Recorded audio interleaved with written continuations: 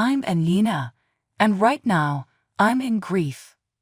My heart felt so heavy that I was unable to control it. It's been 3 days since I started sobbing. My body feels so weak, and my eyes are so puffy. I'm sending my hubby to his last destination in a few hours. His burial is today, and it still amazes me that I would survive to witness my husband's passing and interment in his cemetery. He was a warrior, and I can honestly state that he passed away from cancer. He battled the sickness so valiantly, and he told me he wanted to live right up to the very end. But the illness claimed his life. It separated me from him. I was in complete shock. For 2 years, I was at his side, and we both tried our best to improve his health. All of this, though, was probably supposed to happen. My spouse was and will always be my love. I will always remember him. Every time I thought about our wonderful times together, the dates, laughs, talks, kisses, and hugs, my eyes would not stop welling up with tears. These memories shatter my heart 1,000,000 times over. Without him, I have no idea how I would survive in this world. I'm completely lost. Apart from that, he placed me in charge of a business, and he was unable to get me ready for the fact that I would be the one taking over the firm. Who would have guessed he would pass away from this life at such a young age? Positively speaking, my spouse didn't leave me without anything. In his last will and testament, which he prepared before confining himself to the hospital, he said that all of his belongings will pass to me. But my desire for him cannot be satisfied by these worldly possessions. My heart fell as soon as we got to the wedding. I was in shock that I would have to bury my spouse today. Somber mourners paying their condolences during the burial procedures. I was sobbing and standing beside my husband's coffin like a devastated widow.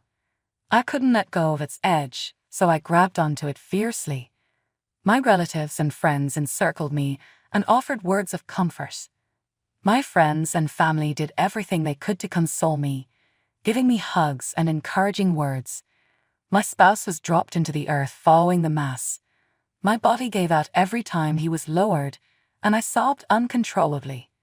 When my spouse was eventually laid to rest, there was an outpouring of compassion. One of my best pals approached me and hugged me tightly. "I'm so sad for your loss, Elena. David was a fantastic man who will be sorely missed. I'm really proud of you for being a devoted and loving wife." The word wife made my tears fall more heavily. My spouse would never refer to me in that manner again. He would never speak to me in the same way. All I could say was, thank you for being here. I was really appreciative to everyone who expressed sympathy and came to support me, particularly during one of the darkest times in my life. "Elena, we're here to help. Depend on us at all times. We'll get through this together," said a different buddy who came up to me and hugged me tightly. I nodded, letting her know how much I appreciated her sincere care. The compassion and kindness I had been getting seemed like a gleam of light in the middle of the darkness. Despite the awful feeling within, Sophia, my cousin, also expressed her compassion to me. "Elena, please let us know if there is anything at all that we can do to help. We will always be there for you because we are a family," she said. "I sincerely appreciate your kindness toward me. You are here for me when I need you." She took my hand and gave it a little squeeze. "Obviously, we are related. I understand that your brother and mother are in the States and were unable to attend today, but don't worry, I'm here to reassure you that you are not alone." She gave me a quick kiss on the cheek before leaving the arena. My brother and mother are missed. I wish they could be here with me right now.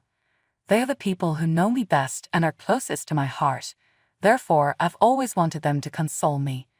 My mother runs a tiny cafe in downtown New York and lives with her brother, who works as a computer scientist there. Due to my brother's crucial assignment for a major customer, they were unable to attend. They had always wanted the two of us to come to the United States, but we were adamant about starting a family in this nation. I have no relatives around to turn to, thus I am alone myself right now. I'm grateful for their assistance. It has great significance. As I sat down and began to gently absorb the reality that my spouse was no longer with me, I could still feel my body trembling. My mother-in-law, Patricia, was walking toward my husband's grave when I noticed her in my peripheral vision. Although she approached me with a dejected face, I wasn't blind to the sense of dishonesty in her gaze. She forced a phony grin. "She can feign really well. Elena, my love, I'm sad about your passing. David was a kind guy. My heart bleeds for my son's passing since he was everything to me. I was incredibly in love with him." I couldn't stand the false words pouring out of her lips, so I wanted to leave her chatting to herself. She lied about everything she stated. David would still be alive today if she had genuinely loved and cared for her kid. I could still clearly recall all the times we attempted to ask her for spiritual and financial support for David's procedures, but she was too haughty and conceited to oblige us, only because they weren't feeling well. And why did the two of them argue? David made the decision that we should vacate their home, which infuriated my mother-in-law.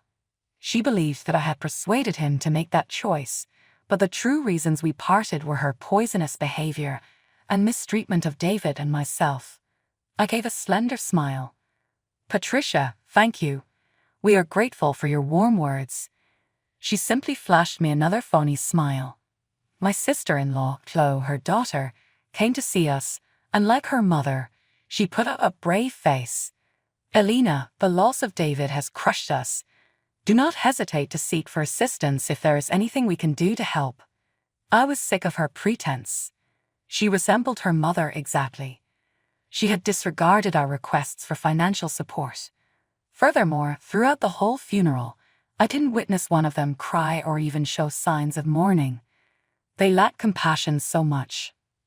All I could do was tolerate their foolishness. I replied by nodding. "Thank you, Chloe. I'll keep that in mind." I felt suddenly apprehensive about Patricia and Chloe after they left. Their actions raised doubts in my mind. I caught sight of the pair conversing in hushed tones while standing in the corner. I was occupied taking care of other visitors and entertaining them, while also attempting to gather my thoughts and control my impulsive outbursts of emotion. However, I chose to listen in on their talk since I was drawn to them by their appearance. As Patricia and Chloe stood there whispering to one another, I drew closer to them in silence. They were so preoccupied with their chat that they were unaware that I was listening in. "We'll have access to all of their money as soon as Elena leaves the picture. We'll have a luxurious life," my mother-in-law said. My shocked eyes became larger. Chloe laughed. "God, I am so excited. Nothing will remain for Elena, and we shall relish every second of her suffering. David has worked so hard to earn us everything, and we will receive it all. He's your brother as well as mine. Regarding his money and belongings, we are fully entitled." Well, it's his money, earned the hard way. That girl was a freeloader, simply useless and dumb, my mother-in-law said. She made fun of me and laughed. "So, Mom, how are we going to obtain the funds?" Cho questioned with a cheeky smile. "I know if she won't give it to us." "I'm aware of your brother's phone password," my mother-in-law said. "I have access to his e-wallet, and he detests making bank deposits." I heard about their evil scheme, and my heart fell. They had been waiting for my husband's passing the entire time, prepared to seize all he had laboriously toiled for. They were wicked. It ouched to hear them call me a freeloader. I never relied financially on my hubby. I created myself on my own. My heart was filled with resolve and anger. Having now come to terms with their motives, I made an effort to remain calm. Taking a big breath, I realized that when the time came, I had to face them and demand justice. I verified all of our e-wallets as soon as I got home and moved the funds to our bank account. I put in every last piece of real money I owned. I had to outsmart and outthink them. I made the decision to sleep well that night since I knew I had everything under control. I had no doubts that our hard-earned money would be secure when I woke up the next morning. I got up early the following day and checked my account right away. I was shaking from the strain of trying to log in. What was taking place? When I kept getting denied access to my account despite my repeated attempts, I became really anxious. I attempted to log in on several devices, but to no avail. I sat at my desk, terrified yet determined. Last night, I was positive that I had everything secured. Negative ideas were all over my head. No, this is not possible. A pop-up appeared on my screen while I was going over our financial records and attempting to figure out why our money had vanished so quickly. No access allowed. You typed in your previous password.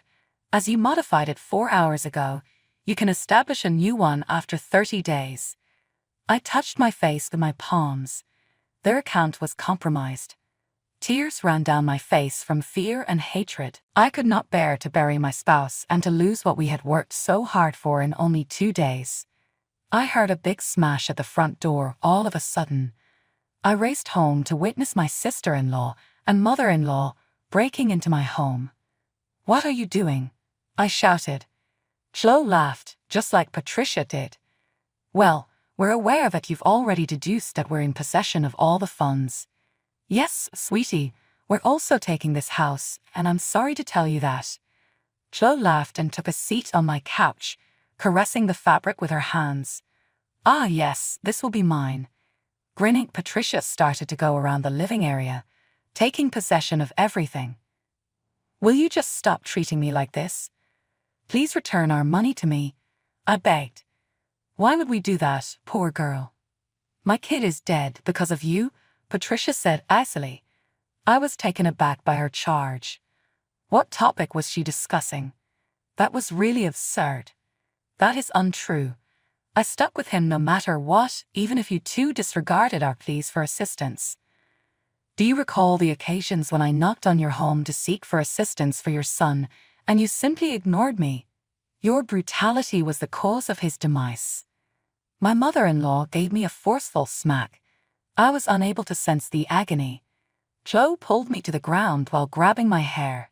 She said, "You have no right to talk to us like that." "I was just expressing the truth," I answered. Chloe's angry face twisted as she kicked me and yanked my hair up. "You ought to be by yourself in this world. You're a mess and a shame. My brother abandoned you for that reason." I was thrown to the ground and taken outside by her. "Please don't return to this house. You have no right here since it is now ours. You, Morin, go mend your ruined life." With a loud bang, she closed the door behind her, drawing neighbors outside to exchange whispers. I sensed their criticism. I had no idea what to do.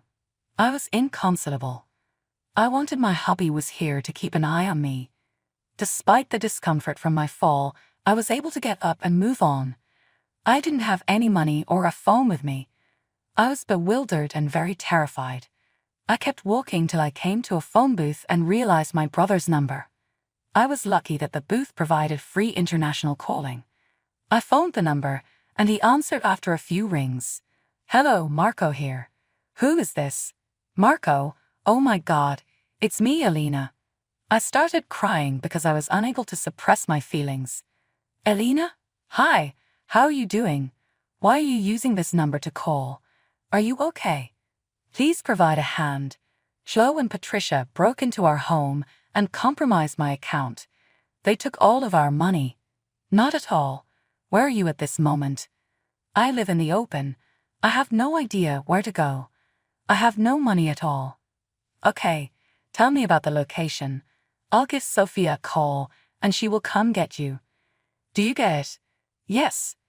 He assured me that Sophia would arrive in a short while after I told him where I was. I stood in the sun for about 30 minutes, feeling weak and on the verge of giving up. Hope finally broke through when I noticed Sophia driving over. She gave me an embrace and I instantly passed out. When I awoke, Sophia was covering me with a blanket. "What happened?" I questioned haltingly. "You fainted. For now, take it easy. We will discuss when you recover." I did as she said, ate, took my medication, and went to bed. While my brother was on FaceTime, I told Sophia everything when I felt more confident. Marco was occupied with his computer, as I had explained. He let out a gasp. He cried out, "This can't be possible. What is it?